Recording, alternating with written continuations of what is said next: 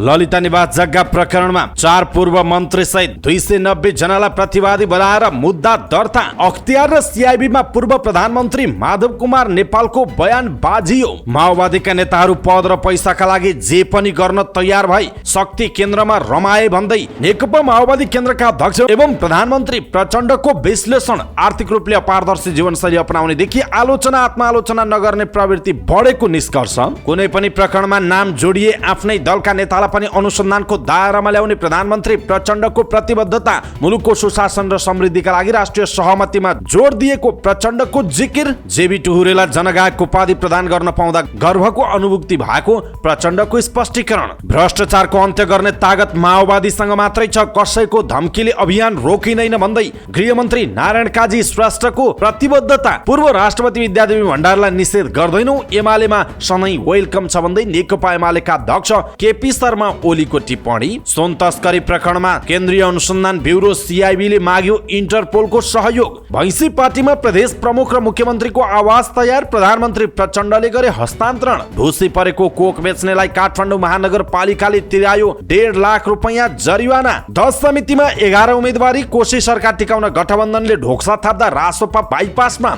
सभापतिको बदला कोशीमा सघाउने सौदाबाजी राप्रपाले नगरेको राष्ट्रिय प्रजातन्त्र पार्टीका सांसद दीपक बहादुर सिंहको भनाई, राजनीतिक अस्थिरतालाई रोक्न राप्रपालाई समर्थन गरेको माओवादीका सांसद माधव सापकोटाको जिकिर, सहकारीको अनियमिततालाई व्यवस्थित गर्नुपर्ने चुनौती रहेको नेपाली कांग्रेसकी सांसद आरजु राणाको भनाई, कृषि सहकारी तथा प्राकृतिक स्रोत समितिको सभापतिमा दिन आरजु राणाले उम्मेदवारी, समाजवादी शक्तिका सामु दलाल पुँजीवादी शक्ति मुख्य खतरा भएको माधव कुमार नेपालको जिकिर, देशको राष्ट्रियता खतरामा रहेको पूर्व प्रधानमन्त्री झलनाथ खनालको भनाई, ठेक्का लगाएर समयमा नै निर्माण सम्पन्न नगर्नु पनि भ्रष्टाचार भएको शहरी विकास मन्त्री सीता गुरुङको स्पष्टोक्ति, समितिमा 33% महिलाको अधिकार दिनबाट सरकार चुकेको सांसद गणेश पराजुलीको भनाई, शिक्षा सम्बन्धी अधिकार प्रदेशले पनि पाउनुपर्ने शिक्षा राज्य मन्त्री प्रमिला कुमारीको धारणा, राष्ट्रसङ्घको महासभामा प्रधानमन्त्री प्रचण्डको कार्यसूची तयार, को जाने टोङ्गिन भने बाँकी, नेकपा एकीकृत समाजवादी निकट नेरा सबैको अध्यक्षमा आरती लामा र महासचिवमा महेश श्रेष्ठ चयन, झुटो खबरहरू फैलाउने माथि कारबाहीको माग गर्दै गाईका समीक्षा अधिकारीले दिन साइबर अपराधको जाहेरी, माछापुच्छ्रे गाउँपालिकामा जीप दुर्घटना 6 जना घाइते, सर्वोच्च अदालतमा आजबाट पेशी तारिख अटोमेसन सिस्टममा सुरु हुने, एमसीसी उपाध्यक्ष अलफोर्ड नेपाल आउँदै, भदौ 13 बाट एमसीसी सम्झौता कार्यान्वयन सुरु हुने, उपमेयरले कर्मचारीमाथि हातपात गरेको भन्दै रुकुम पश्चिमको मुसिकोट नगरपालिकामा तालाबन्दी, भारतीय नागरिकलाई छोरा बनाएर जिल्ला प्रशासन कार्यालय कपिलवस्तुबाट नेपाली नागरिकता प्रमाणपत्र दिएको खुलासा, वैदेशिक रोजगारीमा क्यानाडा, क्रोएसिया, कुवेत र नेदरल्यान्ड्स पठाइदिन्छु भन्दै ठगी गर्ने 4 जना पक्राउ, मकवानपुरमा घर फोडेर सुन चोरी गर्ने गिरोह र खरिदकर्ता काठमाडौँबाट पक्राउ परे, आफै अपहरणमा परेको भन्दै श्रीमतीलाई प्रहरीमा निवेदन लेखाउने व्यक्ति मकवानपुरबाट पक्राउ, ब्रिटिस गोर्खा नेपालीलाई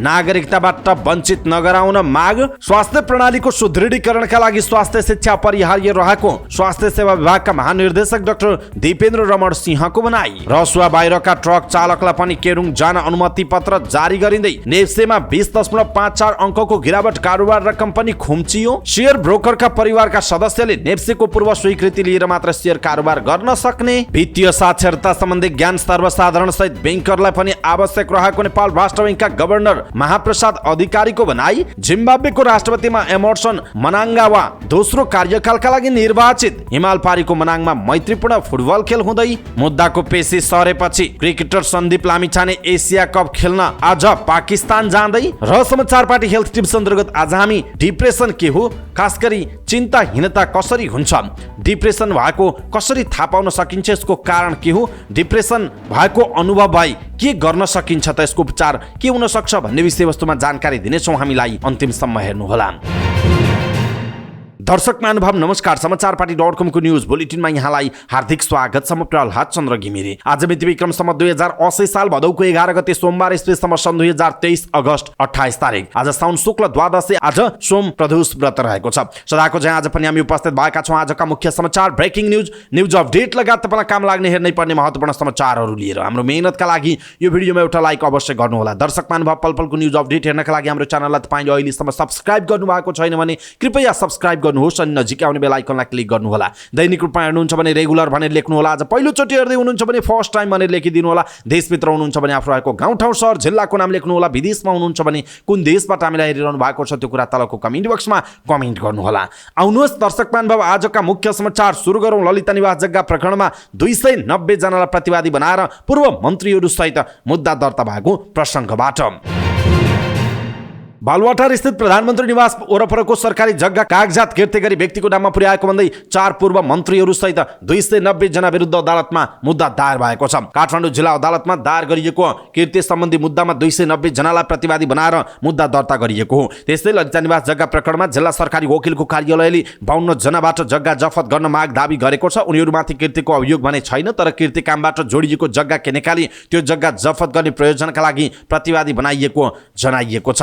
यसैबीच ललिता निवास जग्गा अनियमिततामा जोडिएका पूर्व प्रधानमन्त्री माधव कुमार नेपालले अख्तियार दुरुपयोग अनुसन्धान आयोगमा दिएको बयान र प्रहरीको केन्द्रीय अनुसन्धान ब्युरो CIB मा गरेको कागज आपसमा बाजिएको छ। 2066 साल चैत 29 गते, 2067 साल वैशाख 21 गते र साउन 28 गते मन्त्री परिषद बैठकले बालुवाटार स्थित प्रधानमन्त्री निवास विस्तारका लागि नीतिगत निर्णय गरेको थियो। सो निर्णयका कारण ललिता निवास जग्गा प्रकरणमा मुछिएका पूर्व प्रधानमन्त्री माधव कुमार नेपालले आफूले पटक पटक निर्देशन दिएको स्वीकार गर्नु भएको छ भने CIB मा गरेको बयानमा गुरु योजना बारे आफूलाई थाहा नै नभएको बताउनु भएको छ। दुवै अनुसन्धानमा उहाँ विरुद्ध मुद्दा नचल्ने निर्णय भइसकेको छ। 3.5 वर्ष अघि अख्तियार दुरुपयोग अनुसन्धान आयोगले ललिता निवास जग्गा अनियमितता प्रकरणमा 165 जना विरुद्ध भ्रष्टाचार मुद्दा दायर गरेको थियो। त्यति बेला अख्तियारले पूर्व प्रधानमन्त्री द्वय माधव कुमार नेपाल र डाक्टर बाबुराम भट्टराईसँग अख्तियारले बयान समेत लिएको थियो। त्यति बेलाको बयानमा पूर्व प्रधानमन्त्री नेपालले आफूले प्रधानमन्त्री निवास विस्तारको गुरु योजना अनुसार दक्षिणपट्टिको जग्गा बढाउन र भवन निर्माणको काम छिटो सक्न पटक पटक निर्देशन दिएको बताउनु भएको छ। उहाँले अख्तियारमा भन्नुभएको थियो, भवन निर्माणमा मात्र चासो राखेको, जग्गा जमिनको सम्बन्धमा मेरो चासो होइन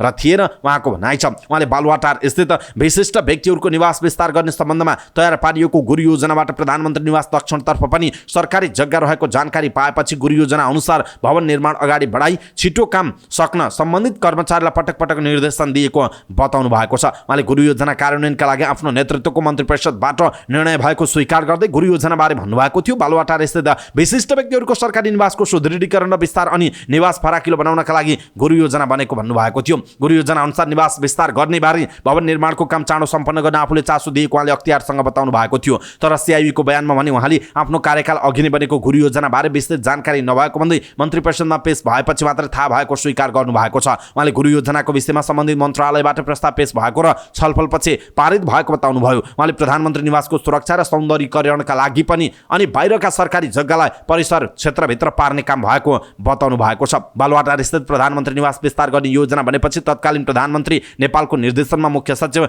माधव प्रसाद घिमिरेले सबै सचिवहरू सम्मिलित बैठकमा निवास विस्तारका लागि निर्देशन दिनुभएको थियो। अख्तियारको बयानमा नेपालले सचिवहरूको बैठकको विषय उल्लेख गर्नुभएको छैन, तर तत्कालीन भौतिक पूर्वाधार मन्त्रालयका सचिव दीप बस्नेतले तत्कालीन प्रधानमन्त्रीले दिएको निर्देशन र मुख्य सचिवको नेतृत्वमा बसेको बैठकले काम तोकेर नै फलानुले गर्नु भनेकाले आफूले मन्त्री परिषदमा प्रस्ताव लगेको बताउनु भएको छ। तर अहिले CIB मा बयान गर्दा भने नेपालले मुख्य सचिवको बैठक र त्यसमा भएको निर्णयबारे आफूलाई पूर्व जानकारी नभएको बताउनु भएको छ। दर्शक महानुभाव, अख्तियार र CIB मा पूर्व प्रधानमन्त्री माधव कुमार नेपालको बयान बाजिएको छ, तर उहाँका दुवैवटै मुद्दा नचल्ने भनेर निर्णय भइसकेको छ। यसप्रति तपाईँ के भन्नुहुन्छ? कृपया कम्तीमा एउटा कुरा तलको कमेन्ट बक्समा कमेन्ट गरिदिनु होला।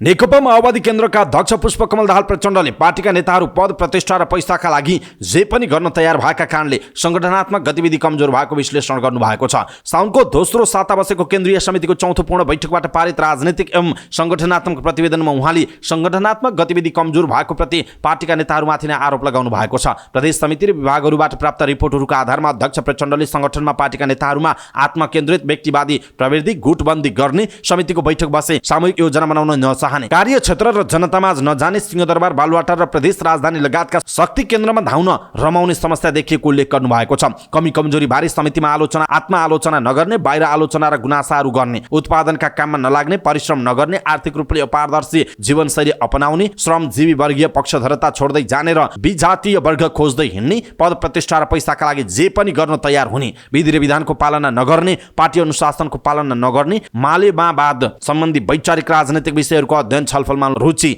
नलिने प्रवृत्ति बढेको उहाँको विश्लेषण रहेको छ। यस्ता नकारात्मक प्रवृत्ति माओवादीमा बढे पनि पार्टी वैचारिक र राजनैतिक रूपले देशको निर्णायक र नेतृत्वदायी भूमिकामा रहेको उहाँको दाबी रहेको छ। प्रचण्डको हालै सार्वजनिक भएको प्रतिवेदनमा भनिएको छ, पार्टी जीवनमा देखा पर्ने उपयुक्त प्रकृतिका कमी कमजोरीहरूप्रति निर्ममतापूर्वक आत्मसमीक्षा गरेर रूपान्तरण हुन सबैले जोड दिनुपर्नेछ।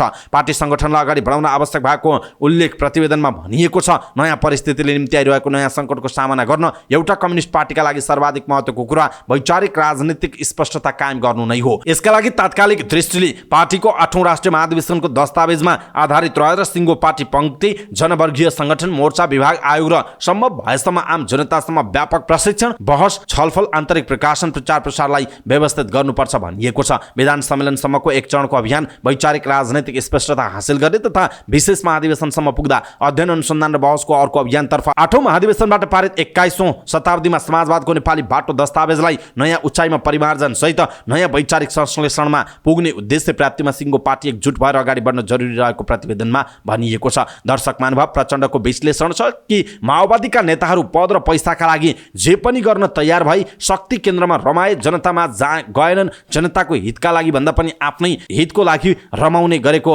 भन्दै त्यसकारण पार्टीमा कमजोरी भएको र यसलाई चिर्नुपर्ने भनेर जुन खालको विश्लेषण गर्नु भएको छ, यसप्रति तपाईँ के भन्नुहुन्छ? के साँच्चै माओवादी केन्द्रका नेताहरू पद र पैसाका लागि जे पनि गर्न तयार भएका छन्? तपाईँलाई पनि त्यस्तै लाग्छ? शक्ति केन्द्रहरूमा रमाएर बसेका छन्? तपाईँलाई त्यस्तै लाग्छ? आफ्नो कुरा तलको कमेन्ट बक्समा कमेन्ट गर्नुहोला। यसैबीच प्रधानमन्त्री पुष्पकमल दाहाल प्रचण्डले आफ्नै दलका नेता भए पनि कुनै पनि प्रकरणमा नाम जोडिए मात्रै अनुसन्धानको दायरामा ल्याउने बताउनु भएको छ। नेपाली कङ्ग्रेसको रूपान्तरण अभियानका अगुवाहरूसँगको कुराकानीमा प्रधानमन्त्री प्रचण्डले नाम मुछिएका सबैको अनुसन्धान गर्न सिआइबीलाई भनेको बताउनु भएको छ। मैले मेरै दलभित्र पनि जसको नाम आएको छ उहाँहरूलाई पनि अनुसन्धानको दायरामा ल्याउँछौँ। सत्य र तथ्य प्रमाण भयो भने मेरो अनुहार हेर्नु पर्दैन, अनुसन्धानका लागि तान्नु भनेर मैले सिआइबीलाई पनि भनेको छु। प्रचण्डलाई उद्धृत गर्दै नेपाली कङ्ग्रेसका नेता मधु आचार्यले भन्नुभएको छ। सुन तस्करी प्रकरणमा माओवादीका कृष्ण महराको नाम मुछिएको छ। प्रधानमन्त्रीले उहाँको पनि बयान लिनुपर्ने बताउनु भएको छ। नेपाली कङ्ग्रेस रूपान्तरण अभियानका 9 जना नेताले प्रधानमन्त्री प्रचण्डलाई भेटेर समसामयिक विषयमा छलफल गरेको जनाइएको छ। यसैबीच प्रधानमन्त्री प्रचण्डले मुलुकलाई सुशासन र समृद्धिको बाटोमा अगाडि बढाउन आफूले सदैव राष्ट्रिय सहमतिमा जोड दिएको बताउनु भएको छ। दाहालले मुलुकलाई सुशासन समृद्धिको नयाँ यात्रामा लैजानुको विकल्प नरहेको बताउँदै राष्ट्रिय सहमति बनाएर मात्र अगाडि बढ्ने प्रयास आफूले गरिरहेको बताउनु भएको छ। ललितपुरको भैँसे पाटेमा निर्माण गरिएको प्रदेश प्रमुख र मुख्यमन्त्रीहरूको निवास उद्घाटन समारोहमा बोल्दै प्रधानमन्त्री प्रचण्डले देश र स्थानीय तहका जनप्रतिनिधिहरूले पनि आफ्नो क्षेत्रमा सामाजिक न्याय सुशासन र समृद्धिको क्षेत्रको कामलाई प्राथमिकताका साथ अगाडि बढाउने विश्वास समेत व्यक्त गर्नुभयो। ललित निवास जग्गा प्रकरणको सबै अभियोजन सरकारी वकिलको कार्यालयमा बुझाएको स्मरण गर्दै उहाँले आजको दिनलाई आफूले सुशासनको पक्षमा एक कदम अगाडि बढेको दिनको रूपमा लिएको बताउनुभयो। त्यस अवसरमा प्रधानमन्त्री प्रचण्डले सो भवनले नेपालको संघीय लोकतान्त्रिक गणतन्त्रको चित्र प्रस्तुत गरेको भन्दै त्यसमा सबैले गर्व महसुस गर्नुपर्ने बताउनु भएको छ। यसैबीच प्रधानमन्त्री प्रचण्डले स्वर्गीय जीवी टुरेलाई जनगायकको रूपमा राष्ट्रिय सम्मानको उपाधि प्रदान गर्न पाउँदा आफूलाई गर्वको अनुभूति भएको बताउनु भएको छ। स्वर्गीय जनगायक टुरेको दोस्रो स्मृति दिवसको अवसर पारेर काठमाडौँमा आयोजित कार्यक्रममा बोल्दै उहाँले यस्तो बताउनुभयो। प्रधानमन्त्री दाहालले नेपालको वाम लोकतान्त्रिक आन्दोलन र साङ्गीतिक तथा सांस्कृतिक क्षेत्रमा विशिष्ट योगदान पुर्याएका कारण आफू नेतृत्वको सरकारले भर्खरै उहाँलाई सो उपाधि प्रदान गरेको उहाँले स्पष्ट पार्नुभयो। दाहालले जनगायक टुरेकै जनवादी प्रगतिशील गीत गाउँदै आफूले राजनीतिक यात्रा सुरु गरेको पनि दोहोर्याउनुभयो। जनगायक टुरेले नेपालको राजनीतिक सांस्कृतिक साङ्गीतिक क्षेत्रमा पुर्याउनु भएको योगदान भावी पुस्ताका लागि समेत प्रेरणाको स्रोतमा रहिरहने बताउनु भएको छ। उपप्रधान तथा गृहमन्त्री नारायण काजी श्रेष्ठले माओवादी नेतृत्वको सरकारले नै समृद्धिको सपना साकार पार्ने प्रतिबद्धता व्यक्त गर्नुभएको छ। नेकपा माओवादी केन्द्रको वरिष्ठ उपाध्यक्ष समेत रहनुभएका श्रेष्ठले वीरगञ्जमा आयोजित कार्यकर्ता प्रशिक्षण कार्यक्रमलाई सम्बोधन गर्दै हिजो माओवादीको नेतृत्वमा सरकार बनाउँदा सकारात्मक काम भएको स्मरण गराउनुभयो। माओवादीले अँध्यारो युगलाई उज्यालोमा लैजाने र लोड सेडिङ अन्त्य गर्ने काम माओवादीकै नेतृत्व सरकारले गरेको दावी गर्नुभयो। अहिले देश समृद्धिको आधार सुशासन भएकाले भ्रष्टाचार विरोधी अभियान चलाएको पनि उहाँले बताउनु भएको छ। उहाँले भन्नुभयो, हामीले थालेको सुशासनको अभियानलाई असफल पार्ने षड्यन्त्र भइरहेको छ। भ्रष्टाचार र तस्करीहरू अहिले यो अभियानलाई असफल पार्न सकिन्छ कि भनेर सार संयन्त्र प्रहार भइरहेको छ। तर म भन्न चाहन्छु, प्रचण्ड नेतृत्वको सरकारले सुशासनको अभियान रोक्दैन, यसलाई अगाडि बढाएर सफल बनाइ छोड्छ। हामी कसैको धम्की र प्रहारबाट आत्तिने छैनौँ, उहाँको भनाइ छ। देश र जनताप्रति प्रतिबद्ध हुँदै नयाँ नेपाल बनाउन सुशासनको अभियानलाई सफल पारी छाड्ने उहाँले सुनाउनु भयो। माओवादीले नै यो व्यवस्था ल्याएको उल्लेख गर्दै यसको रक्षा गर्ने पनि आफूहरूकै जिम्मेवारी भएको उहाँको भनाइ छ। राजनीतिक परिवर्तनको नेतृत्व गरेको माओवादीले नै आर्थिक क्रान्तिलाई अब अगाडि बढाउँदै समाजवादसम्म पुग्ने लक्ष्यका साथ अगाडि बढेको उहाँले बताउनुभयो। नेकपा एमालेका अध्यक्ष केपी शर्मा ओलीले पूर्व राष्ट्रपति विद्यादेवी भण्डारीलाई राजनीति गर्न कसैले नरोक्ने बताउनु भएको छ। कोशी प्रदेश कमिटीको पूर्ण बैठकलाई सम्बोधन गर्दै ओलीले भण्डारीलाई एमालेमा सधैँ स्वागत रहेको बताउनु भयो। उहाँले भन्नुभयो, उहाँले राजनीति गर्छु भन्दा रोक्नेको हो। कसले रोक्छ, कसरी रोक्छ, हामी उहाँलाई निषेध गर्दैनौँ। पार्टीका काममा सक्रिय हुने चाहना देखाए कसैले निषेध नगर्ने ओलीले बैठकमा नेता कार्यकर्तामाझ प्रस्ट्याउनु भयो। उहाँलाई हामी निषेध गर्दैनौँ, उहाँ आएर राम्रो नेतृत्व गरे ठिक छ, उहाँ आउँछु त भन्नु पर्यो, उहाँलाई सधैँ वेलकम छ ओलीले भन्नुभएको छ। एमाले नेताहरूले भेट्दैमा अनावश्यक हल्ला चलाउनु राम्रो नभएको ओलीले बताउनु भयो। पार्टीका पूर्व उपाध्यक्ष भएकाले भण्डारीलाई केही नेताले भेट्नु ठुलो कुरा नभएको उहाँको भनाइ छ। पूर्व राष्ट्रपति विद्यादेवी भण्डारीजी हाम्रो पार्टीका सबै नेताहरूको राष्ट्रपति भएर एउटा आदरणीय व्यक्ति पनि उहाँ हुनुहुन्छ। त्योभन्दा अगाडि पनि हाम्रो नजिकैको मित्र हो नि, हाम्रो पार्टीको उपाध्यक्ष नै हो, हाम्रो पार्टीका आदरणीय व्यक्तित्व नै हो। त्यसैले हामी मध्ये कसैले भेट्नु कुरा गर्नु भनेको ठुलो कुरा होइन ओलीले भन्नुभएको छ। दर्शक महानुभाव, पूर्व राष्ट्रपति विद्यादेवी भण्डारीलाई निषेध गर्दैनौँ, एमालेमा सधैँ वेलकम छ भन्दै नेकपा एमालेका अध्यक्ष केपी शर्मा ओलीको भनाई तपाईलाई कस्तो लाग्यो आफ्नो कुरा तलको कमेन्ट बक्समा कमेन्ट गर्नुहोला।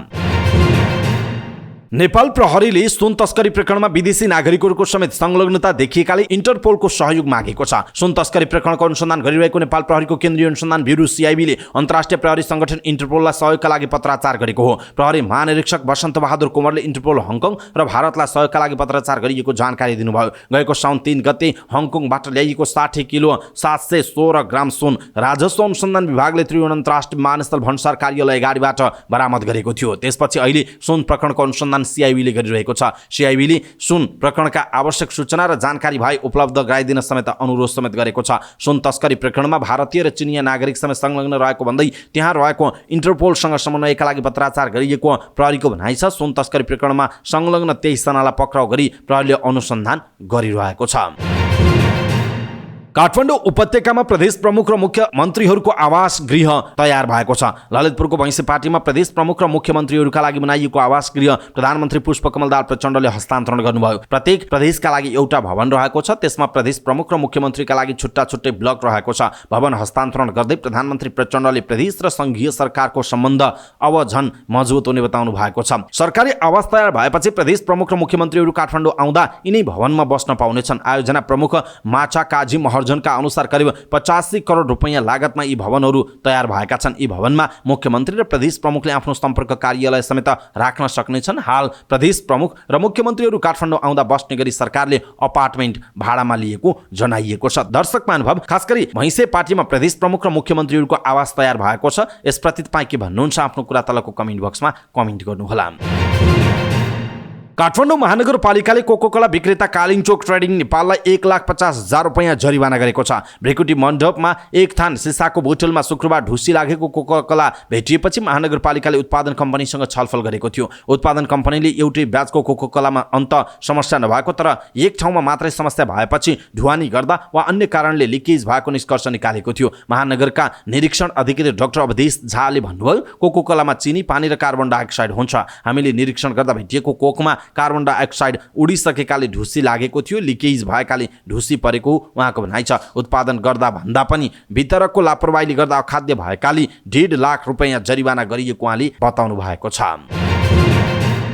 प्रतिनिधि सभाका 10वटा विषयगत समितिको सभापतिका लागि उम्मेदवारी दर्ता भएको छ। सत्ता र प्रमुख प्रतिपक्ष दल बीच भएको भागबण्डा अनुसार नै दलहरूले उम्मेदवारी दर्ता गराएका छन्। आज मतदान हुने, निर्वाचन हुने बताइएको छ र समितिका सभापतिहरूको टुङ्गो सम्भवतः आज लाग्ने बताइएको छ। 10वटा समितिमा 11वटा उम्मेदवारी परेको छ। दलहरूबीच भएको सहमति अनुसार कांग्रेसले 3, एमाले 2, माओवादी, राप्रपा, नेकपा एस, जसपा, जनमतले उम्मेदवारी दर्ता गराएका छन्। सबै दलहरूबीच सहमति गरेर अगाडि बढेपछि रवि लामिछाने नेतृत्वको राष्ट्रिय स्वतन्त्र पार्टीलाई भने एक्लै आएका छन्। कांग्रेसको तर्फबाट राज्य व्यवस्थामा रामरी खतिवडा, कृषि सहकारी तथा वातावरणमा डाक्टर आरजु राणा देउबा र अर्थ समितिमा सन्तोष 40ले उम्मेदवारी दर्ता गराउनु भयो। एमालेबाट महिला समिति किरण शाह र लेखा समितिमा ऋषिकेश पोखरेल, माओवादीबाट कानुन न्याय तथा मानव अधिकार समितिको सभापतिमा विमला सुवेदी, राप्रपाका दीपक बहादुर सिंहले पूर्वाधार विकास समितिको सभापतिमा उम्मेदवारी दिएको जनाइएको छ। यसअघि सत्ता पक्ष र एमाले बीच सहमति भएर राप्रपालाई पनि अलग गराएका थिए, तर कोशी प्रदेश सरकारलाई मध्यनजर गर्दै प्रधानमन्त्री प्रचण्डले माओवादीको भागमा परेको पूर्वाधार विकास समिति त्याग्न तयार भएको बताइएको बताइएको छ।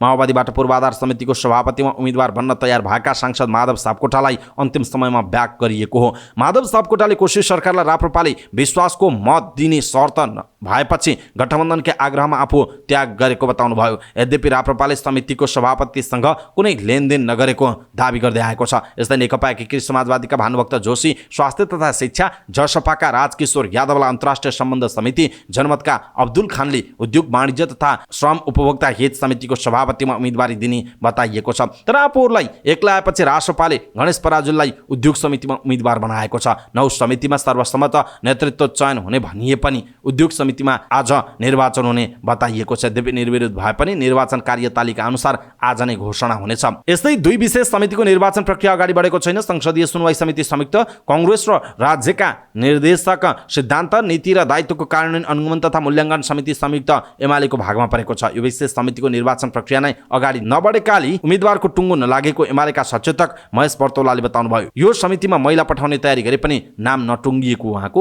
भनाइरहेको छ। राष्ट्रिय प्रजातन्त्र पार्टीका सांसद दीपक बहादुर सिंहले समिति सभापतिको बदला कोशी प्रदेशमा सत्ता गठबन्धनलाई सघाउने सौदाबाजी नभएको बताउनु भएको छ। आइतबार पूर्वाधार विकास समितिको सभापतिमा उम्मेदवारी दिएसँगै उहाँले यस्तो बताउनुभयो। उहाँले आफ्नो पार्टीका अध्यक्ष राजेन्द्र प्रसाद लिङदेन अहिले विदेशमा रहेको र आएपछि मात्र यसबारेमा छलफल हुने बताउनुभयो। उहाँले अहिले भने सत्ता गठबन्धनसँग कुनै पनि सौदाबाजी नभएको बताउनु भएको छ। उहाँले राष्ट्रिय स्वतन्त्र पार्टीलाई समिति सभापतिमा नसमेटेको प्रति पनि असन्तुष्टि व्यक्त गर्नुभएको छ।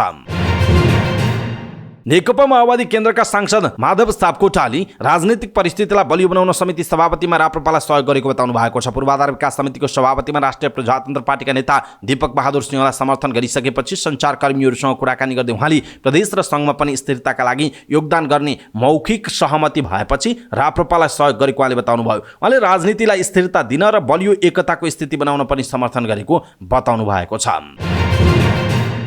नेपाली कांग्रेसकी नेत्री डाक्टर आरजु राणा देउवाले सहकारीको अनियमिततालाई व्यवस्थित गर्नुपर्ने चुनौती रहेको बताउनु भएको छ। कृषि सहकारी तथा प्राकृतिक स्रोत समितिको सभापतिमा उम्मेदवारी दिइसके पछाडि सञ्चारकर्मीहरूसँग कुराकानी गर्दै उहाँले यस्तो बताउनुभयो। उहाँले समिति भनेको सरकारको विभिन्न मन्त्रालयहरूलाई निर्देशन दिने र जनतालाई दिने सुविधाका बारेमा सरकारको काम कारबाहीप्रति जवाफदेही बनाउने उहाँले बताउनु भएको छ। उहाँले आफू कृषकको छोरी भएका कारणले पनि कृषि समितिको सभापति रोजेको बताउनु भएको छ। नेकपा एकीकृत समाजवादीका अध्यक्ष एवं पूर्व प्रधानमन्त्री माधव कुमार नेपालले समाजवादी शक्तिहरूका सामु दलाल पुँजीवादी शक्ति मुख्य खतराको रूपमा देखा परेको बताउनु भएको छ। काठमाडौँमा आयोजित एक कार्यक्रमलाई सम्बोधन गर्दै उहाँले यस्तो बताउनु भएको हो। उहाँले दलाल नोकरशाही पुँजीवाद र वित्तीय पुँजीवादले सर्वहारा श्रमजीवी नेपाली जनतालाई शोषण उत्पीडनको मारमा पारेको बताउनु भयो। उहाँले देशको अर्थतन्त्रको विकासमा अनेकौं बाधा व्यवधान खडा भएको बताउनु भयो। उहाँले देशमा सुशासनको प्रत्याभूति गर्ने कुरामा पनि अनेक व्यवधान खडा भइरहेको बताउनु भयो। प्रतिकूल काम गर्ने र अवरोधमूलक काम गर्नेहरूसँग जुझ्नुपर्ने आवश्यकता रहेको नेता नेपालको भनाइ छ। अध्यक्ष नेपालले नेता कार्यकर्ताहरू घुलमिल हुनुपर्ने आवश्यकता रहेको पनि बताउनु भएको छ। पूर्व प्रधानमन्त्री एवं नेकपा एकीकृत समाजवादीका सम्मानित नेता झलनाथ खनालले देशको राष्ट्रियता खतरामा परेको बताउनु भएको छ। काठमाडौँमा आयोजित कार्यक्रमलाई सम्बोधन गर्दै उहाँले यस्तो बताउनु भएको हो। उहाँले राष्ट्रियतामाथिको खतरा विभिन्न खालका सन्धि सम्झौताका कारण आएको बताउनु भएको छ। उहाँले अमेरिकी आर्थिक सहयोग परियोजना एमसीसीका कारण पनि देशको राष्ट्रियता खतरामा परेको बताउनु भयो। उहाँले एमसीसी अमेरिकाले खडा गरेको इन्डो पेसिफिक स्ट्राटेजी भएको बताउनु भएको छ। उहाँले अनुमोदन गर्ने क्रममा व्याख्यात्मक घोषणा भने पनि त्यसलाई अमेरिकाले नमान्ने दावी गर्नुभयो। उहाँले अहिलेसम्म नेपालले पठाएको भनेको व्याख्यात्मक घोषणा अमेरिकाले लागू नगरेको दावी गर्नुभयो। उहाँले $500 मिलियन मात्र नभई 55 अर्ब दिए पनि आपत्ति नरहेको तर अमेरिकाले अगाडि सारेको शर्त मान्ने नहुने चेतावनी दिनुभयो। नेकपा एकीकृत समाजवादीका सम्मानित नेता एवं पूर्व प्रधानमन्त्री खनालले अमेरिकाले नेपालमा एमसीसी कार्यान्वयन भइसकेपछि अमेरिकाले ल्याउने नागरिकहरूको केही पनि चेक जाँच गर्न नमिल्ने बताउनु भएको छ। नेता खनालले विगत केही समयदेखि नेपालको विदेश नीति पनि असन्तुलित भएको दावी गर्नुभएको छ। शहरी विकास मन्त्री सीता गुरुङले पूर्वाधार निर्माणका सरकारी आयोजनाहरू ठेक्का लगाएर समयमा नै निर्माण सम्पन्न नगर्नुपर्ने भ्रष्टाचार भएको बताउनु भएको छ। मैँसीपाटीमा निर्माण गरिएको प्रदेश प्रमुख र मुख्यमन्त्रीहरूको निवास उद्घाटन समारोहमा बोल्दै मन्त्री गुरुङले यस्तो बताउनु भयो। उहाँले समयमा निर्माणका काम नहुँदा आर्थिक बोझ र समय दुवै खेर जाने भन्दै समय खेर जानु सुशासनको निम्ति भ्रष्टाचार भएको बताउनु भएको छ। उहाँले मुलुकमा शून्य सहनशीलता र सुशासन राख्नका लागि समय खेर फाल्न नहुने उल्लेख गर्नुभयो। उहाँले सरकारले बनाउने हरेक योजनाहरू ठेक्का लाग्ने नीति बनाएर पनि कार्यान्वयन गर्न नसकेको सकिएको बताउनु भएको छ। उहाँले सरकारले आयोजनाको ठेक्का लगाए पनि तोकेको समयमा निर्माण सम्पन्न गर्ने कुरालाई ध्यान दिन नसकिएको बताउनुभयो। उहाँले सरकारले आयोजनालाई ठेक्का लगाउने मात्रै नभएर समयमा नै निर्माण सम्पन्न गर्ने नीति लिएको पनि दाबी गर्नुभयो। उहाँले मुलुकमा सामाजिक आर्थिक पूर्वाधार विकास नगरेसम्म सरकारका दीर्घकालीन योजनाको परिकल्पना पूरा हुन नसक्ने उल्लेख गर्नुभयो। उहाँले शहरी विकास मन्त्रालयले शहरी विकास, सडक निर्माण र आवास व्यवस्थापनमा उल्लेखनीय काम गर्दै आएको पनि बताउनु भएको छ।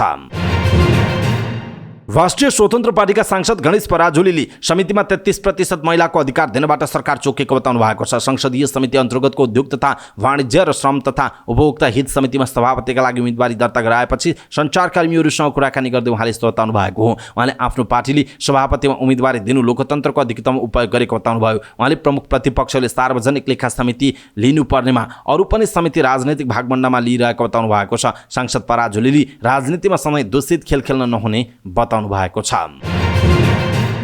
शिक्षा विज्ञान तथा प्रविधि राज्यमन्त्री प्रमिला कुमारीले शिक्षा सम्बन्धी अधिकार प्रदेशले पनि पाउनुपर्ने बताउनु भएको छ। शिक्षा विज्ञान तथा प्रविधि मन्त्रालयमा बसेको राष्ट्रिय शिक्षा दिवस आयोजक समारोह समितिको बैठकमा शिक्षा राज्यमन्त्री कुमारीले यस्तो बताउनुभयो। उहाँले राज्यको सार्वभौम सत्ता, राजकीय शक्ति र राज्य र शासन अधिकारमा प्रदेश र स्थानीय तहले पनि समानुपातिक साझेदारी पाउनुपर्ने बताउनुभयो। अझै पनि उहाँले शिक्षामा प्रदेशले समान अधिकार पाउन नसकेको बताउनुभयो। उहाँले राष्ट्रको सार्वभौम सत्ता, भौगोलिक अखण्डता जोगाउन शिक्षाको भूमिका महत्त्वपूर्ण हुने बताउनु भएको छ। राज्यमन्त्री कुमारीले शिक्षाले सुशासन कायम र समतामूलक समाज निर्माण गर्न भूमिका खेल्ने बताउनु भएको छ। शिक्षा मन्त्रालयको बजेट समानुपातिक भागभण्डा गरेर वितरण गर्न आवश्यक रहेको उहाँले बताउनु भएको छ। संयुक्त राष्ट्रसङ्घ युएनको 78औं महासभामा सहभागी हुन प्रधानमन्त्री पुष्पकमल दाहाल प्रचण्ड नेतृत्वको प्रतिनिधि मण्डलको मुख्य कार्यसूची तय भएको छ। आगामी भदौ 30 मा प्रधानमन्त्री प्रचण्ड सहितको उच्चस्तरीय प्रतिनिधि मण्डल न्युयोर्क प्रस्थान गर्नेछन् भनी न्युयोर्कमा रहुन्जेल नेपालको प्रतिनिधि मण्डलले युएनका मुख्य कार्यक्रमहरूमा महत्त्वपूर्ण सहभागिता जनाउने परराष्ट्र मन्त्रालय स्रोतले जनाएको छ। परराष्ट्र मन्त्रालयकी प्रवक्ता सेवा लम्सालले नेपालले संयुक्त राष्ट्रसङ्घमा सहभागी हुने कार्यक्रमको सूची तयार भइसकेको र प्रतिनिधि मण्डलको सूची टुङ्गो लगाउने अन्तिम तयारी भइरहेको जानकारी दिनुभएको छ। युएनका मेजर इभेन्ट्सहरूमा सहभागिता जनाउने भनिएको छ। विशेष गरी दिगो विकासका लक्ष्यहरू एसडीजी को हाम्रो मुलुकको कार्य प्रगतिको समीक्षा, क्लाइमेट एम्बिसन समिटमा सहभागिता, फाइनेन्सिङ डेभलपमेन्ट, हामीले नेतृत्व गरिरहेको एलडीसी को अध्यक्षतामा बैठक सञ्चालन गर्ने लगायतका करिब 1 दर्जन कार्यक्रममा सहभागी हुने तयारी सम्पन्न भएको जनाइएको छ। प्रधानमन्त्री नेतृत्वको प्रतिनिधि मण्डल न्युयोर्क जाने तय भए पनि त्यसमा को सहभागी हुने भन्ने कुरा टुङ्गो लगाउने काम भइरहेको उहाँले जानकारी दिनुभयो। नेपालले संयुक्त राष्ट्र सङ्घको महासभामा विशेष गरी दिगो विकासका लक्ष्य एसडीजी सम्बन्धी समिटमा सहभागिता जनाउने, त्यही वर्षदेखि आफू अध्ययन रहेको अति कम विकसित राष्ट्रहरू एलडीसी को अध्यक्षता गर्ने कार्यक्रम पनि सञ्चालन गर्ने, वाणिज्य विकास र क्लाइमेट चेन्जमा नेपालले भोगिरहेका समस्या र यसको समाधानका विषयमा पनि क्लाइमेट एम्बिसन समिटमा महत्त्वपूर्ण सहभागिता जनाउने विषयलाई प्राथमिकतामा राखेको जनाइएको छ। नेकपा एकीकृत समाजवादीको विद्यार्थी संगठन अनार सुवेले नयाँ नेतृत्व पाएको छ। काठमाडौँमा भएको स्थायी कमिटी बैठकले अध्यक्षमा आरती लामा र महासचिवमा महेश श्रेष्ठलाई जिम्मेवारी दिएर महाधिवेशन आयोजक कमिटी बनाएको बताइएको छ। लामा अध्यक्ष र श्रेष्ठ महासचिव सहित 301 सदस्यीय केन्द्रीय कमिटी गठन गरिएको छ। यो सँगै सुदेश पराजुलीले विद्यार्थीको नेतृत्वबाट बिदा लिनुभएको छ। माले विभाजनपछि पराजुलीको अध्यक्षतामा अनेरा सभ्य पुनर्गठन भएको थियो। एमाले अदालतबाट बेउतिएपछि नै पराजुलीको अध्यक्षतामा अनेरा सभ्यको समानान्तर कमिटी बनेकोमा सोही कमिटी नेकपा यसको अनेरा सभ्यमा परिणत भएको जनाइएको छ। झुटो खबर फैलाउनेलाई कारबाहीको माग गर्दै गाईका समीक्षा अधिकारीले जिल्ला प्रशासन कार्यालय कास्कीमा निवेदन दिएकी छिन्। समीक्षाले जिल्ला प्रशासन कार्यालय कास्की पुगेर आफ्नो विषयमा नराम्रो कुरा लेखी समाचार सम्प्रेषण गर्नेहरूको खोज तलास गरी कारबाहीको माग गर्दै निवेदन दिएकी हुन्। विभिन्न अतिरञ्जित कुराहरू लेखी हुँदै नभएका कुराहरू बिना प्रमाण विभिन्न समाचारहरू प्रेषित गरी फेसबुक पेजबाट मेरो इज्जत प्रतिष्ठामाथि आँच आउने कार्य गरी समाचार लेखी पोस्ट गरेका व्यक्तिहरू खोज तलास गरी कानुनी कारबाही गरी पाउँ र उक्त आइडीहरू बन्द गराइ पाउँ भनी श्रीमान समक्ष यो निवेदन लेखी पेश गरेको छु। उनले दिएको निवेदनमा भनिएको छ उनले केही कागजपत्र मिलाउनु पर्ने भएका कारण अस्ट्रेलियाको भिजामा भएको ढिलाइको विषयलाई लिएर सामाजिक सञ्जालमा आफूलाई अस्ट्रेलियाले ब्ल्याकलिस्टमा राखेको भन्ने झुटो खबर फैलाइएको भन्दै जिल्ला प्रहरी कार्यालय कास्कीमा उजुरी दिएको जनाइएको छ। कास्कीको माछापुछ्रे गाउँपालिकामा बोलेरो दुर्घटना हुँदा 9 जना घाइते भएका छन्। घाइतेमध्ये 7 जनाको अवस्था सामान्य रहेको र बाँकी 2 जनाको पश्चिमाञ्चल अस्पतालमा उपचार भइरहेको माछापुछ्रे गाउँपालिका वडा नम्बर 7 का वडा अध्यक्ष राजेन्द्र छेत्रीले जानकारी दिनुभयो। पोखरा माछापुछ्रे इदी खोला चल्ने चालक सहित 10 जना सवार ग 3 च 5838 नम्बरको उक्त बोलेरो जीप मणिलाल मार्ग स्थित मर्दी पुलमा दुर्घटनामा परेको। जीप बाटोबाट करिब 15 मिटर तल खसेर 33 को रोकमा अल्झिएको जनाइएको छ। सामान्य घाइतेहरूलाई उपचारपछि घर पठाइसकेको वडा अध्यक्ष क्षेत्रीले भन्नुभयो। घाइते सबै माछापुछ्रे गाउँपालिका वडा नम्बर 7 कै रहेको उहाँले बताउनु भएको छ। सर्वोच्च अदालतले भदौको 11 गते आजदेखि पेशी तारिक अटोमेसन सिस्टम सुरु गर्दैछ। नवनियुक्त प्रधान न्यायाधीश विश्वम्भर प्रसाद श्रेष्ठले न्यायालयभित्र हुने अनियमिततालाई कम गर्न पनि आफूले आजदेखि यो सिस्टम सुरु गर्न लागेको जानकारी दिनुभएको छ। आफूलाई बधाई दिन कार्यकक्षमा पुगेका संवैधानिक तथा न्यायिक पत्रकार मञ्चमा आबद्ध पत्रकारहरूसँगको सामूहिक भेटका क्रममा उहाँले अदालतभित्र हुने अनियमितता हुनै नदिन पनि आफूले प्रविधिको प्रयोगमा जोड दिएको स्पष्ट पार्नु भएको छ। प्रधान न्यायाधीश श्रेष्ठले तारिक तोक्ने काममा कर्मचारीहरूको हस्तक्षेप हुन नदिन पनि आफूले सो अटोमेसन सिस्टम सुरुवात गर्नु परेको बताउनु भयो। उहाँले प्रविधिको माध्यमबाट न्यायपालिकामाथि हुने जनगुनासो सम्बोधन गर्न आफूले चाहेको बताउनु भयो। सर्वोच्च अदालतपछि काठमाडौँ जिल्ला अदालतमा तत्काल सो सिस्टम लागू गर्ने प्रधान न्यायाधीश श्रेष्ठको योजना रहेको छ। उहाँले न्याय सेवामा हुने अनियमितताको पनि न्याय परिषदबाट नै छानबिन हुने भएकाले त्यसमा चिन्ता गरिरहनु नपर्ने बताउनु भयो। प्रधान न्यायाधीश श्रेष्ठले न्यायाधीश नियुक्ति प्रक्रिया आफूले सुरु गरिसकेको उल्लेख गर्दै त्यसको नतिजा छिट्टै आउने विश्वास समेत व्यक्त गर्नुभएको छ। उहाँले न्यायाधीश नियुक्ति नगरी नियुक्त नहुने भएकाले आफू त्यसका लागि परेको बताउनु भयो। मुद्दाको बोझ धेरै भएको तर दरबन्दी अनुसारको न्यायाधीशहरू समेत नहुँदा अप्ठ्यारोमा परिरहेको प्रधान न्यायाधीश श्रेष्ठको भनाइरहेको छ। प्रधान न्यायाधीश श्रेष्ठले न्यायालयप्रति जनास्था जगाउने गरी सञ्चार सम्प्रेषण गर्नुपर्ने सञ्चारकर्मीलाई आग्रह गर्नुभएको छ।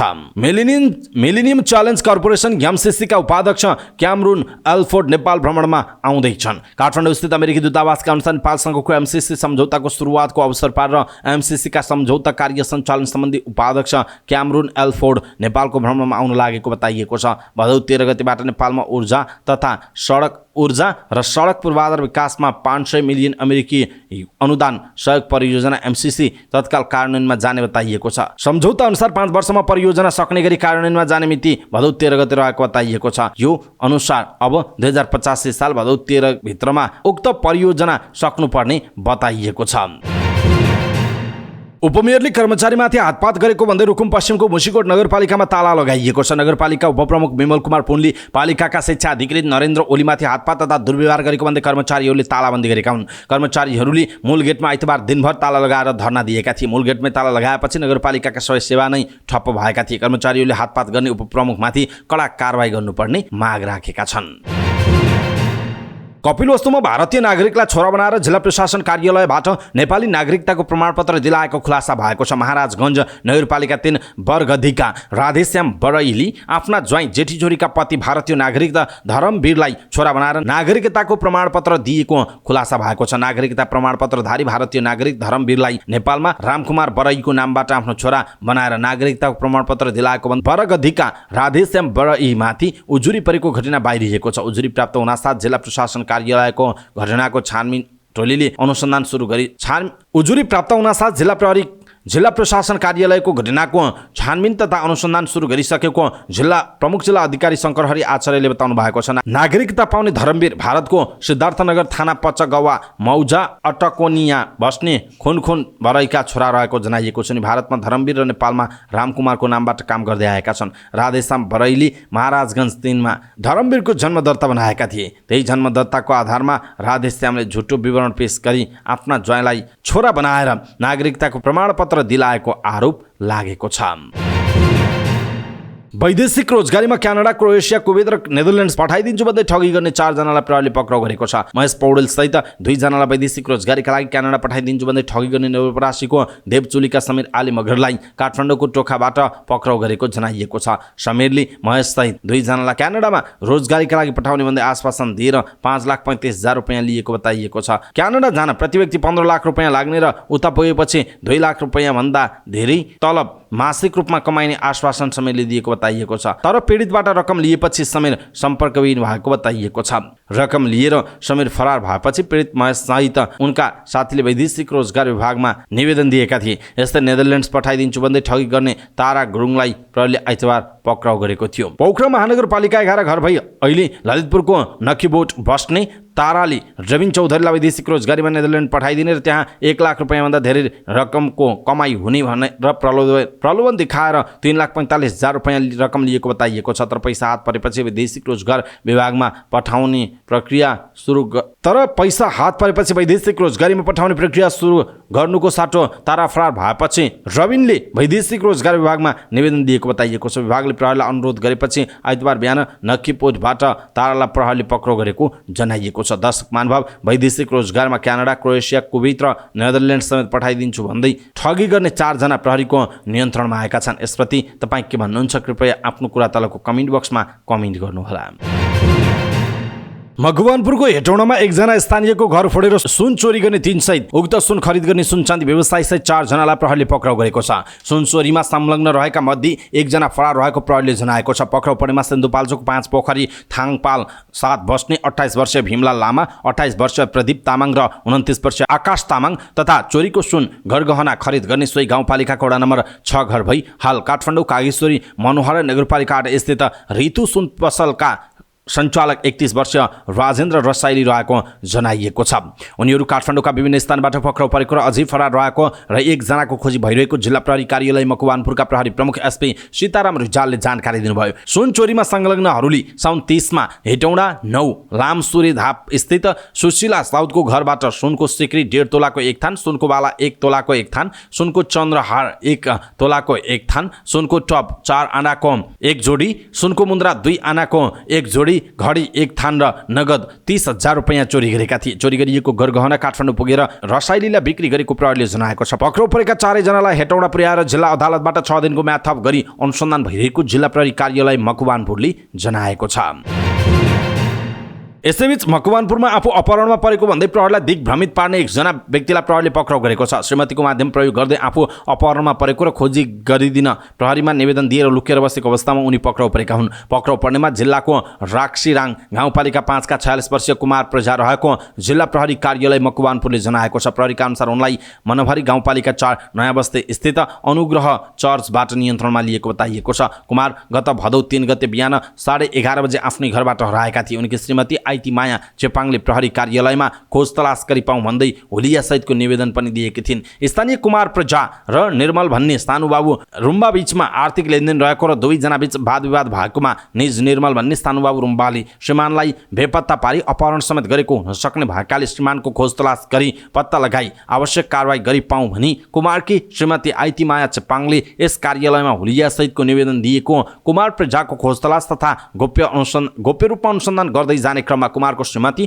तथा अन्य परिवारका सदस्यहरूसँग निरन्तर टेलिफोन सम्पर्कमा रहेको समेत खुल्न आएको आइतबार पत्रकार सम्मेलन गर्दै मकवानपुरका प्रहरी प्रमुख एसपी सीताराम रिजालले बताउनुभयो। उहाँका अनुसार कुमार मनहरी 4 नयाँ बस्तीमा रहेको भन्ने सूचनाको आधारमा खोजी गर्ने क्रममा अनुग्रह चर्चमा फेला परेका थिए। नियन्त्रणमा लिने बेला कुमारले विभिन्न अश्लील शब्दहरू बोली खटिएको प्रहरी टोलीसँग विवाद गरी अभद्र व्यवहार समेत गरेको एसपी रिजालले बताउनुभयो। कुमार विरुद्ध पक्राउ पर्ची जारी गरेर थप अनुसन्धान कार्य भइरहेको उहाँले जानकारी दिनुभयो। लेनदेनको विषयको कारण उहाँले श्रीमतीको माध्यमबाट प्रहरीलाई समेत दिग्भ्रमित पार्न खोजेको प्रारम्भिक अनुसन्धानबाट देखिएको एसपी रिजालको भनाइरहेको छ।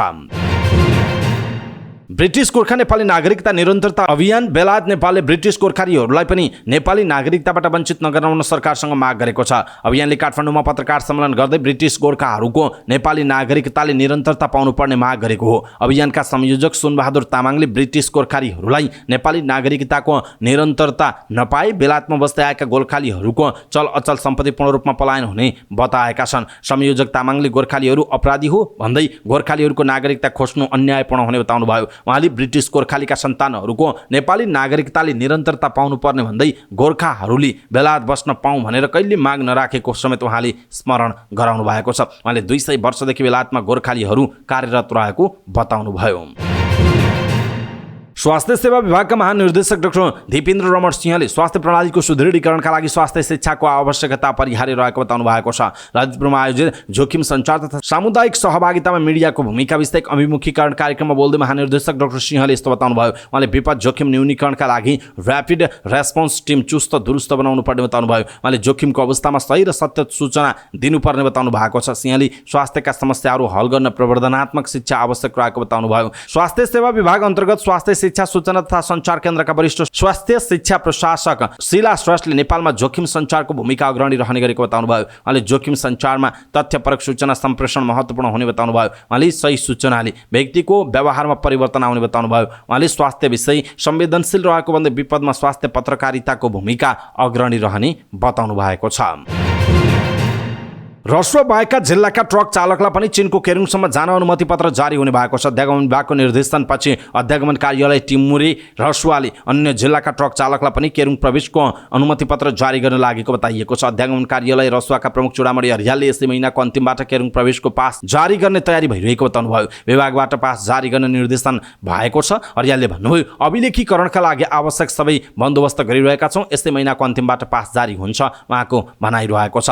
अहिले जिल्ला प्रशासन कार्यालयको अनुमतिका आधारमा रसुवाका स्थानीयहरू 1 वर्षसम्म चीनतर्फ कामका लागि बस्न पाउने गरी पास जारी भइरहेको उहाँले बताउनु भएको छ। सोही प्रावधान अनुसार हाल मालवस्तु ढुवानी गर्ने ट्रक तथा कन्टेनर चालकका रूपमा रसुवा जिल्लाका चालकलाई मात्रै केरुङ प्रवेशको अनुमति प्राप्त हुन्छ। एकै जिल्लाका चालकलाई मात्रै मालवस्तु आयात गर्ने अनुमति हुँदा जनशक्तिको अभावको समस्या भएको भन्दै व्यवसायीहरूले अध्यागमन विभागको ध्यान आकर्षण गराएका छन्। चिनिया पक्षसँग छलफल भइसकेको भन्दै गत साता विभागले अनुमति पत्र जारी गर्ने तयारी थाल्न परिपत्र पनि गरेको थियो। 2076 चैतमा कोभिड महामारी देखिएपछि नाकाबाट मानव आवाजावट ठप्प जस्तै थियो। 2079 चैत 18 मा नेपाल चीन स्थलमार्ग भएर मानिसहरूको आवाजावट खुल्ला गर्न नेपाल र चिनिया पक्षबीच समझदारी भएको थियो। त्यस लगत्तै रसुवाका नागरिकहरूले केरुङ प्रवेशको अनुमति पाउन थाले पनि अन्य जिल्लाका मानिसका लागि प्रवेश अनुमति अझै बन्द छ। कोभिड महामारी अघि नेपाली नागरिक, व्यवसायी, श्रमिक तथा चालकहरूले प्रवेशाज्ञा लिएर केरुङ प्रवेश पाउने गरेको जनाइएको छ। 18 चैतमा भएको समझदारी अनुसार रसुवागढी नाका सहज बनाउन र तातोपानी नाकाबाट पनि मानिसहरूको आवाजावट खुलाउने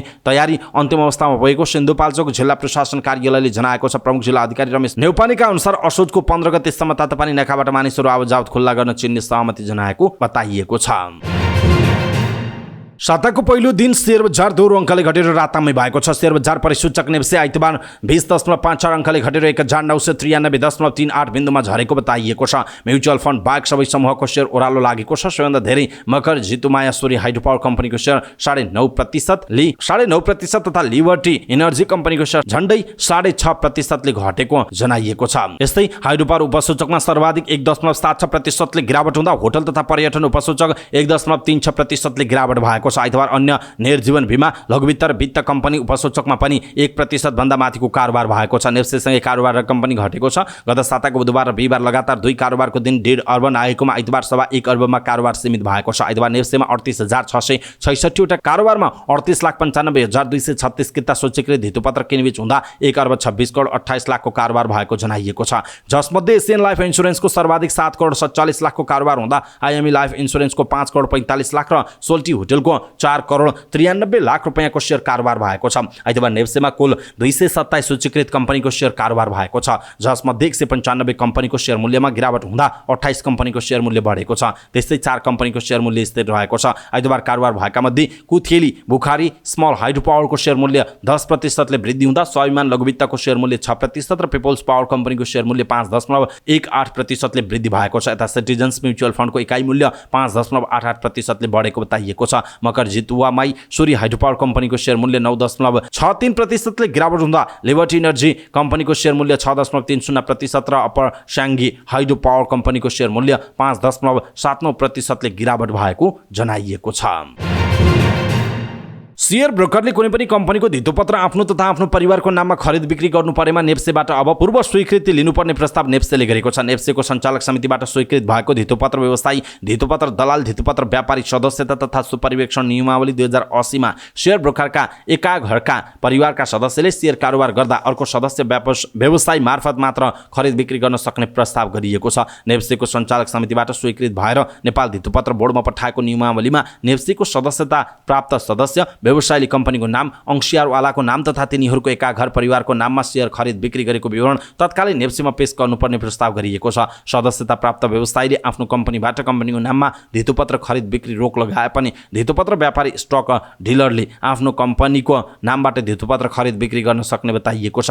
नियमावली संशोधन मार्फत शेयर ब्रोकरलाई जवाफदेही बनाउन खोजिएको छ। एक आर्थिक वर्षमा सदस्यले 2 पटकभन्दा बढी सचेत वा लिखित चेतावनी पाएमा धितोपत्र सम्बन्धी प्रचलित कानुन बमोजिम नेप्सेलाई सदस्यलाई दिनुपर्ने सूचना वा जानकारी नदिएमा तथा धितोपत्रको मूल्यमा अस्वाभाविक उतार चढाव ल्याउने प्रयास गरेमा शेयर ब्रोकरलाई नेप्सेले निलम्बन गर्न सक्ने प्रस्ताव गरिएको छ। त्यस्तै नेप्सेले स्वीकृति दिएका बाहेक अन्य सफ्टवेयर र टर्मिनल प्रयोग गरेमा नेप्सेले दिएको आदेश तथा निर्देशनको पालना नगरेमा पनि निलम्बन गर्न सक्ने बताइएको छ। यस्तो परीक्षण प्रतिवेदनमा लगानीकर्तालाई हानि हुने, कारोबार प्रणालीमा क्षति पुग्ने वा बजारमा विकृति आउने किसिमको कैफियत देखिएमा वा अन्य कुनै कारणबाट निलम्बन गर्नुपर्ने देखिएमा उक्त शेयर ब्रोकर निलम्बन गर्न सक्ने बताइएको छ। तर नेप्सेले सदस्यता निलम्बन गर्नु अघि त्यसरी सदस्यता निलम्बन गर्नुपर्ने कारण समेत खोले उचित समय दिई सम्बन्धित सदस्यलाई आफ्नो जवाबसहित सफाई पेश गर्ने अवसर समेत दिने बताइएको छ। सदस्यले सफाईका लागि पेश गरेको जवाब सन्तोषजनक नभएमा वा जाँचबुझ गर्दा उक्त सदस्यले ऐन नियम विनियम आचार संहिता विपरीत कार्य गरेको वा गर्नुपर्ने कुनै काम नगरेको देखिएमा नेप्सेले त्यस्तो सदस्यलाई कम्तीमा 15 दिनका लागि सदस्यता निलम्बन गर्न सक्ने व्यवस्था गरेको जनाइएको छ।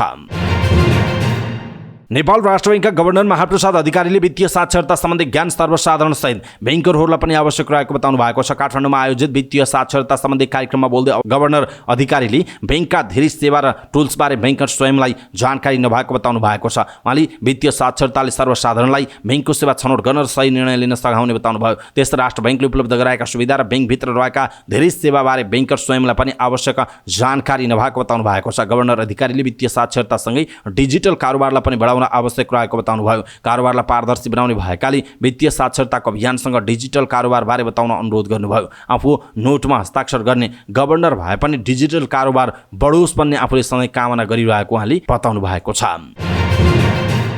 जिम्बाब्वेको राष्ट्रपतिमा एमर्सन मनाङ्गावा दोस्रो कार्यकालका लागि निर्वाचित भएका छन्। कुल मतको 52.6% मत प्राप्त गरेपछि उनी दोस्रो कार्यकाल 5 वर्षका लागि पुनः निर्वाचित भएको जिम्बाब्वे निर्वाचन आयोग जेडईसीले घोषणा गरेको छ। जेडईसी अध्यक्ष प्रिसिला चिगुम्बाले अगस्त 23-24 को चुनावमा मनाङ्गावाले अन्य 10 जना राष्ट्रपतिका प्रतिद्वन्द्वीलाई पराजित गरेको उल्लेख छ। मनाङ्गावाका प्रमुख प्रतिस्पर्धी र विपक्षी सिटिजन्स फर कोएलिसन चेन्ज सीसीसीका नेता नेल्सन चामिसाले वैध मतको 44% मत प्राप्त गरेको चिगुम्बाले बताएका छन्। जिम्बाब्वेको कानुन अनुसार राष्ट्रपति हुनका लागि कुल वैध मतको 50% मत प्राप्त गर्नुपर्छ। जिम्बाब्वेका जनताले बुधबार र बिहिबार नयाँ राष्ट्रपति, संसदका सदस्य र स्थानीय सरकारका प्रतिनिधि छान्न मतदान गरेका थिए। जेडईसीका अनुसार मनाङ्गवाको सत्तारूढ जानु पीएफ पार्टीले संसदीय सिटको बहुमत हासिल गरेको जनाइएको छ। हिम चितुवा र याकको संरक्षण गर्ने उद्देश्यले हिमालपारीको जिल्ला मनाङमा मैत्रीपूर्ण फुटबल आयोजना हुने भएको छ। भाइकोस नेपाल र एन्ट फाउन्डेसनको आयोजनामा आगामी भदौको 25 देखि 27 गतेसम्म मैत्रीपूर्ण फुटबल आयोजना हुने भएको बताइएको छ। भैकोटी मण्डप स्थित नेपाल पर्यटन बोर्डमा संयुक्त पत्रकार सम्मेलन गर्दै आयोजक द्वय भाइकोस नेपाल र एन्ट फाउन्डेसनले हिमाल क्षेत्रमा पाइने हिउँ चितुवा र याकको संरक्षणका लागि सन्देश प्रवाह गर्ने उद्देश्यले मैत्रीपूर्ण फुटबल आयोजना गर्न लागेको जानकारी दिएको छ। समुद्री सतहबाट 2600 मिटर उचाइमा रहेको तिमाङ, 3100 मिटर उचाइमा रहेको पिसाङ र 3200 मिटर उचाइमा रहेको मुङजी फुटबल मैदानमा 3 वटा मैत्रीपूर्ण फुटबल हुने बताइएको छ। नेपाली राष्ट्रिय फुटबल टोलीका पूर्व कप्तान एवं गोलकिपर उपेन्द्रमान सिंह, हरिकड्का र अनिल गुरुङले उक्त अभियानमा रहने बताएका छन्। उनीहरूले मैत्रीपूर्ण फुटबल खेल्न पनि आयोजकले जनाएको थियो। उक्त मैत्रीपूर्ण फुटबलमा मनाङ याक, पिसाङ याक र कान्जी सार याक गरी 3 वटा टोलीले प्रतिस्पर्धा गर्ने बताइएको छ। यस क्रममा नेपालका फुटबलर स्टार सहित विभिन्न खेलका क्षेत्रका 58 जना सेलिब्रिटी र स्थानीयहरू मैत्रीपूर्ण फुटबलमा सहभागी हुने बताइएको छ। 3 वटा क्लबबाट खेल्ने खेलाडीको पनि वर्गीकरण भएको बताइएको छ। आगामी सेप्टेम्बरको 11 मा तिमाङमा, सेप्टेम्बर 12 मा पिसाङमा र सेप्टेम्बर 12 मै चामाङ, पिसाङ र मनाङका युवा सम्मिलित टोलीको फुटबल हुने आयोजक एन्ड फाउन्डेसनका प्रमुख डाक्टर पारस विक्रम सिंहले जानकारी दिनुभयो। सो अवसरमा मनाङका युवा युवतीहरू स्थानीय क्षेत्रको संस्कृति झल्किने किसिमका सांस्कृतिक प्रस्तुतिहरू पनि दिने भएका बताइएको छ। उक्त कार्यक्रमले उच्च हिमाली भेगमा खेलकुदका माध्यमबाट सञ्चालनका लागि पनि प्रोत्साहन मिल्ने आयोजकको विश्वास रहेको छ। नेपाली राष्ट्रिय क्रिकेट टिमका leg spinner Sandeep Lamichhane Asia cup खेल्न आज पाकिस्तान जाँदैछन्। जिल्ला अदालत काठमाडौँमा विचाराधीन रहेको निमाथिको बलात्कारको आरोपको मुद्दा हिजो हेर्न नभ्याइने भएका कारण उनको पेशी अब भदौको 21 गतेसम्मका लागि सरेको छ। पेशी सरेपछि सन्दीप आज नै एसिया कपका लागि पाकिस्तान उड्ने सन्दीपका वकिल सरोज कृष्ण घिमिरेले बताउनु भएको छ। उहाँ आज पाकिस्तान जाने कुरा भएको छ। टिकटको कुरा क्यानबाट कन्फर्म जानकारी दिएको बताइएको छ। नेपाल क्रिकेट सङ्घका अध्यक्ष चतुरबहादुर चन्दले पनि सन्दीप पाकिस्तान जाने पुष्टि गर्नुभएको छ। छ। नेपालको बाँकी टिम भने भदौ 5 गते नै पाकिस्तान गइसकेको छ। त्यहाँ नेपालले अभ्यास गरिरहेको बताइएको छ। नेपालले एसिया कपमा समूह चरणमा पाकिस्तान र भारतसँग खेल्ने बताइएको छ। नेपालले एसिया कपको पहिलो खेल पाकिस्तानसँग अगस्त 30 भदौ 13 मा मुल्तानमा खेल्ने बताइएको छ। नेपालले भारतसँगको खेल भने सेप्टेम्बर 4 अर्थात् भदौको 18 मा श्रीलङ्कामा हुने बताइएको छ। समाचार पार्टी न्युज बुलेटिनमा पालो भएको छ समाचार पार्टी हेल्थ टिप्स। आजको समाचार पार्टी हेल्थ टिप्स अन्तर्गत हामीले डिप्रेसन के हो, यसको कारण, डिप्रेसन भएको कसरी थाहा पाउन सकिन्छ र यसलाई कम गर्ने उपचार गर्ने उपाय के हो, यसको विषयमा जानकारी दिनेछौँ। हामीलाई अन्तिमसम्म हेर्नुहोला। खुसी हुनु र दुःखी हुनु मानिसको प्राकृतिक गुण नै हो, तर यसको मात्रा र अवधि थोरै धेरै भए पनि थोरै धेरै पनि हुन सक्दछ। कुनै कुरा गुमाउँदा झरपट्ट हुने, कुनै पनि अप्रिय कुरा घटना, जीवनमा अप्ठ्यारो परिस्थिति आउँदा मानिस स्वभावैले दुःखी हुने गर्छ। केही समय उदास हुनु सामान्य नै हो, तर कतिपय व्यक्तिमा निराश र एक्लोपनले यतिसम्म घेरिरहेको हुन्छ कि महिनौसम्म उनीहरू उदास भएर बसिरहेका हुन्छन्। असामान्य भावना, सोच र व्यवहार 2 हप्ता वा त्योभन्दा बढी अवधिसम्म रहेर व्यक्तिको दैनिकी सम्बन्ध र जिम्मेवारीमा नकारात्मक असर देखिनुलाई डिप्रेसन भनेर भनिन्छ। त्यसो त डिप्रेसनका कारणहरू, डिप्रेसन प्राय मनोवैज्ञानिक, वंशानुगत, सामाजिक कारणको प्रभावले हुन सक्दछ। यसको प्रभाव दिमागमा एकपटक परेपछि त्यसकै बारेमा गहिरिएर सोच्दा दिमागको सोच्ने तरिका परिवर्तन हुन्छ। डिप्रेसन बालक, किशोरावस्था र वृद्ध सबै उमेर समूहमा हुन सक्दछ। जागिर गुमाउनु, सम्बन्ध विच्छेद हुनु, काममा समस्या आउनु, गम्भीर स्वास्थ्य समस्या हुनु, पारिवारिक कलह, कसैलाई गुमाउने पीडा वा कसैलाई मानसिक दबावबाट उम्कन नसक्ने कारणले पनि डिप्रेसनको समस्या भएको हुन सक्दछ। महिलामा सुत्केट र महिनावारीको अवस्थामा पनि यसको कारण बनिरहेको हुन सक्दछ। यस्तो मौसम परिवर्तनलाई पनि सहजै ग्रहण गर्न नसक्दा पनि कतिपयलाई डिप्रेसनको तहमा पुर्याउन सक्ने जनाइएको छ। त्यसो त डिप्रेसन भएको कसरी थाहा पाउने त? कुनै पनि कुराले उदास बनाएको महसुस सजिलै गर्न सकिन्छ, तर उदासीनता दिनहुँ जस्तो भइरह्यो भने त्यसको महसुस पनि नहुन पनि सक्छ। त्यस्तोमा 2 साताभन्दा बढी लगातार उदास हुने मात्र नभई असामान्य खालका शारीरिक, भावनात्मक र मानसिक लक्षण देखिन थाल्दछन्। यद्यपि कोही आफ्नो जीवनमा एकपटक मात्र डिप्रेसनमा गएका छन् भने एक समयपछि फेरि आफै ठिक पनि भएका छन्। यदि बारम्बार उदासीनता, रातमा जति सुत्ने प्रयास गर्दा पनि निन्द्रा नलाग्ने, कुनै कुराको भयले पेट पोल्ने, खानेकुरा पटक्कै खान मन नलाग्ने, कुनै पनि कुरा र काममा रुचि नै हुँदैन वा केहीको उत्साह नै छैन भने डिप्रेसन भएको मान्नुपर्छ। आत्मविश्वासको कमी, शारीरिक थकान र सुस्तता महसुस हुनुले यौन उत्तेजना नहुनु, गर्न